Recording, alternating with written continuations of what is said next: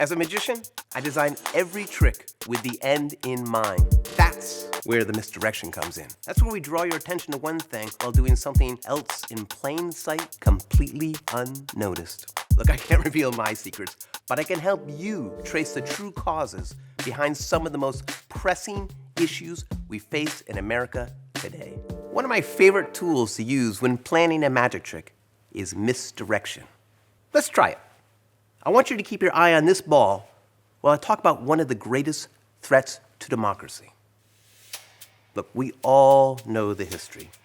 Jim Crow laws in the South kept Black Americans from voting after the Civil War.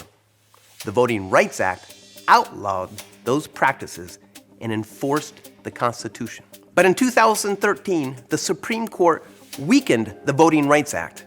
And once again, voting restrictions are on the rise. That's where the misdirection comes in.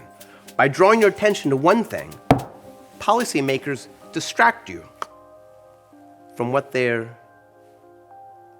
really doing. Their bag of tricks is bottomless. They confuse people about where and how to vote, or intimidate them at the polls. They draw these partisan congressional maps. You've probably heard of gerrymandering. They purge voter rolls or prevent former felons from voting.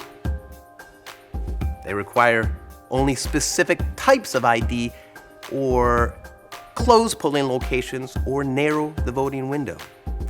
And when all else fails, they sue in courts to have legitimate ballots tossed out. Proponents of strict voter ID laws will tell you they're doing it to defend against fraud or protect the ballot or save taxpayers' money.